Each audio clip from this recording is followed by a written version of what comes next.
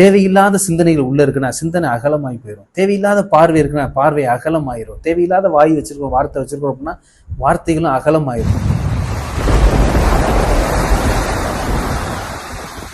இயேசு கிறிஸ்துவில் பிரியமான உறவுகளை, இந்த நாளில் ஆண்டவர் இயேசு கிறிஸ்து இடுக்கமான வாயில் வழியாக வருந்தி நுழையுங்கள் என சொல்கிறார். இடுக்கமான வாயில் என்றால் என்ன என்பதையும் நாம் தெரிந்து கொள்ள வேண்டும்.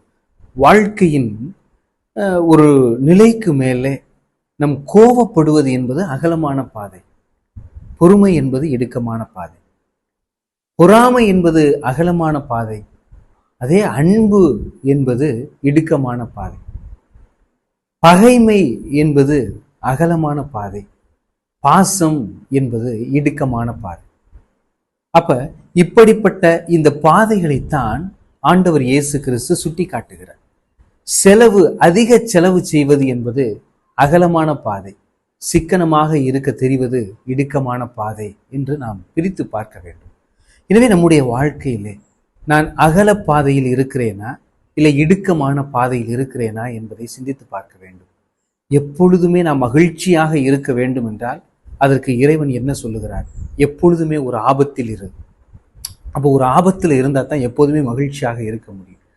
என்னன்னா, நம்ம இப்போ ஒரு வழியாக நடந்து போகிறோம், நம்முடைய சிந்தனைகள் பாருங்க கடந்த காலத்தை இல்லை அடுத்த காலத்தை நினைத்து போய்கிட்டு இருக்கோம், நிகழ்காலத்தை நினைக்கிறதே கிடையாது. அப்போ திடீர்னு ஒரு பாம்பு வந்துருச்சுன்னா அதை பார்த்த உடனே நம்ம நிகழ்காலத்துக்கு வரும். அப்ப நம்ம ஒரு ஆபத்தில் இருக்கும் போதுதான் நிகழ்காலத்தில் வாழ்ந்து கொண்டிருக்கிறோம், மகிழ்ச்சியாக இருக்க முடியும் என்பதை ஆண்டவர் சுட்டி காட்டுகிறார். நாம் நிகழ்காலத்தில் இருப்பதே ஒரு இடுக்கமான வழிதான். நாம் கடந்த காலத்திலும் எதிர்காலத்திலும் இருப்பது என்பது அகலமான பாதை, இடுக்கமான பாதை என்பது நிகழ்காலத்தில் நாம் இருப்பது. நான் கண்ணதாசன்கிட்ட போய் ஒரு முறை இந்த குடியம் நிப்பாட்டுறதுக்காக பாட்டு எழுதுங்கன்னு சொன்ன போது அவர் எழுதினாராம், நாளை முதல் நான் குடிக்க மாட்டேன் அப்படின்னு சொல்லி தான் எழுதினார். அதுக்கு படத்துடைய இயக்குனர் கேட்டாராம், ஏன் நாளை முதல்? அவன் இன்று முதல் குடிக்க மாட்டேன்னு எழுதினான். அதுக்கு அவர் சொன்னாராம், எந்த குடிகாரனும் இன்று முதல் என்று சொல்ல மாட்டான், நாளை முதல் குடிக்க மாட்டேன் அப்படின்னு தான் சொல்லுவான் அப்படி சொல்லி முடிச்சார். அப்ப நான் இன்றிலிருந்தே இடுக்கமான பாதையை தேர்ந்து கொள்ள வேண்டும். நாளையிலிருந்து நான் தேர்ந்து கொள்றேன் அப்படின்னா அது ஒழுங்கு முறைகளுக்கு உட்பட்டதாக இருக்காது என்பதை பார்க்கிறோம். இப்ப இந்த காலத்திலே வேளாங்கண்ணி மாதாவிற்கு மாலை போடலாம், இல்லை ஊரில் இருக்கக்கூடிய ஆலயங்கள் கோவில்களுக்கு மாலை போடலாம். இது இந்த நிலைகளை நாம் சுட்டி காட்டக்கூடியதாக இருக்கு. இதுவும் ஒரு வகையில் இடுக்கமான வழிகளில் நாம் பயணிக்க பயன்படக்கூடியதாக இருக்கு. நாம் என்ன நினைத்து கொண்டிருக்கோம்? இடுக்கமான வழி என்றால் அது ஒரு கடினமான வழியாக பார்த்து கொண்டிருக்கோம். கிடையாது, அகலமான பாதை தான் கடினமான ஒரு வழியாக இருக்கும். இடுக்கமான பாதை அவ்வளவு வழியாக இருக்காது. தேவையற்றதை கேட்பது என்பது, தேவையற்றதை பேசுவது என்பது, தேவையற்றதை சிந்திப்பது என்பது அகலமான பாதை. தேவையானதை கேட்க வேண்டும், தேவையானதை பேச வேண்டும், தேவையானதை சிந்திக்க வேண்டும். அதுதான் இடுக்கமான பாதையாக இருக்கிறது. நான் சின்ன பிள்ளையில இருக்கும்போது பள்ளிக்கூடத்துக்கு போக மாட்டேன்னு சொல்லி சண்டை போடுவோம். 2 நாள் பள்ளிக்கூடத்துக்கு போனால் அழுதுகிட்டே போவோம். அடுத்த முறை நான் போக மாட்டேன்னு சொல்லியிருப்போம். அப்புறம் அம்மா அப்பா 2 அடியை போட்டு மரியாதை பள்ளிக்கூடத்துக்கு போ அப்படின்னு சொல்லுவாங்க. ஏன் குழந்தை அழுகுது அப்படின்னா வேற ஒன்றும் கிடையாது. அது வரையிலும், பள்ளிக்கு செல்வதற்கு முன்னால் வரையிலும் அவன் அகலமான பாதையில் இருந்தான்.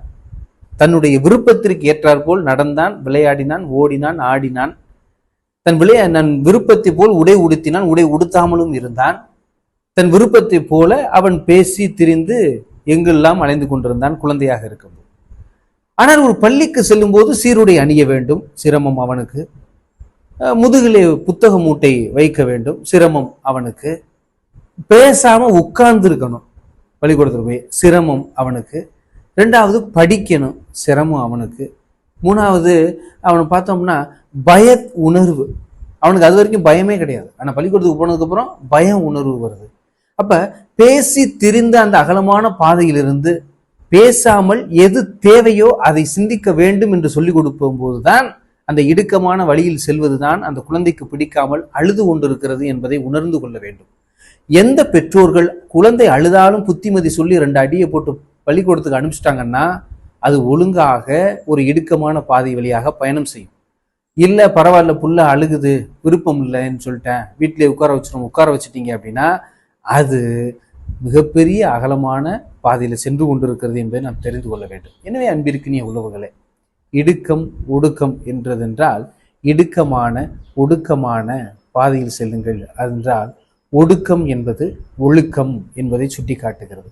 நாம் கைகளை தீமை செய்வதிலிருந்து ஒடுக்க வேண்டும், கண்கள் தீயவை பார்ப்பதிலிருந்து ஒடுக்க வேண்டும், நாவுகள் தீயவை பேசுவதிலிருந்து ஒடுக்க வேண்டும், கால்கள் தீயவற்றை பேசுவதற்கு ஓடு செல்லுதல்லவா, அப்பொழுது ஒடுக்க வேண்டும்.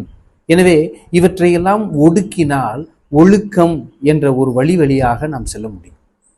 அதுதான் இந்த இடுக்கமான வழி என்பதை சுட்டி காட்டப்படுகிறது. எனவே நாமும் இடுக்கமான பாதைகளில் செல்ல பயணம் செய்ய முயற்சி செய்ய வேண்டும். அப்பொழுதுதான் நம்முடைய வாழ்க்கையும் சிறப்பாக இருக்கும் என்பது உண்மை. இந்த உலகம் எவ்வளவோ பெரிதுதான், ஆனால் எல்லா இடத்துக்கும் சுத்தலாம், ஆனால் ஒரு இடத்துல நம்ம நிற்கணும். எனவே ஒழுக்கம் என்ற ஒருவருக்கு இருந்ததென்றால் அவர் உலகத்தை பூரா சுத்தணும்லாம் அவசியம் இல்லை, இருக்கிற இடத்தையே உலகமாக மாற்றிடுவார். அவருக்கு தேவையானதை அது பார்த்து கொள்வார். எனவே அன்பிற்கினிய உறவுகளை, நம்முடைய வாழ்க்கையில் நாமும் சற்று இடுக்கமான பயணங்களை மேற்கொள்வோம். இடுக்கம் என்றால் உடனடியாக சிரமம் என்று நினைத்திட வேண்டாம், அதுதான் நம்மளை சீர்படுத்தக்கூடியதாக இருக்கிறது. இப்போ இடுக்கமான பாதை என்றால் என்ன என்றால் ஒரு உதாரணம் சொல்லுவாங்க. என்னன்னா, மிகப்பெரிய ஒரு பாறை இருக்கிறது, அதை மக்கள் பார்த்தீங்க அப்படின்னா ஒரு 5 நொடி 6 நொடி இல்லை, குறைஞ்சது ஒரு நிமிடம் கூட வச்சுக்கிறோம், ஒரு நிமிடம் பார்த்துட்டு போயிடுவாங்க.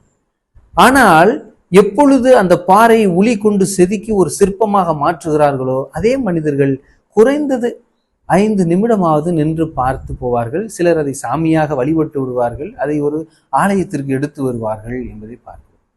அப்ப அகலமான பாதையில் இருந்த அந்த பாறை இருக்கும்போது அதை யாரும் கண்டுகொள்ளவில்லை. ஆனால் ஒடுக்கமான இடுக்கமான அந்த தேவையற்றதை நீக்கிய பிறகு அந்த சிற்பத்தை கொண்டு வந்து கோவிலில் வைக்கும்போது அனைவரும் பார்த்தார்கள், அதை வணங்கினார்கள், அதை ஒரு பூஜை செய்தார்கள், அதை ஒரு சாமியாக மாற்றினார்கள் என்பதை பார்க்கிறோம். எனவே அன்பிற்கினிய உறவுகளே, ஒடுக்கம் இடுக்கம் என்பது நம்மிடம் இருக்கக்கூடிய தேவையற்றதை நீக்குவது என்பதுதான் உண்மை. எனவே நாம் தேவையற்றது எதை நாம் நமக்குள் வைத்திருக்கிறோம், தேவையில்லாததை உள்ளே வைத்திருப்பதனால் நாம் அகலமான பாதையை நோக்கி சென்று கொண்டிருக்கிறோம். தேவையில்லாத சிந்தனைகள் உள்ள இருக்குன்னா சிந்தனை அகலமாகி போயிடும், தேவையில்லாத பார்வை இருக்குன்னா பார்வை அகலமாயிரும், தேவையில்லாத வாய் வச்சிருக்கோம் வார்த்தை வச்சிருக்கோம் அப்படின்னா வார்த்தைகளும் அகலமாயிரும், தேவையில்லாத கை வச்சிருக்கோம் கையும் அகலமாயிரும், கால் அகலமாயிரும். இப்படி தேவையில்லாததெல்லாம் செய்யும் போதுதான் நாம் அகலமாக செய்யக்கூடியதாக இருக்கிறது. தேவையானது செய்வது என்பதுதான் இடுக்கமான ஒடுக்கமான ஒரு வழியாக இருக்கிறது. நாமும் இறைவனுக்கு உகந்த அந்த பாதையிலே பயணிக்க இறைவனிடம் மன்றாடுவோம். ஆமென்.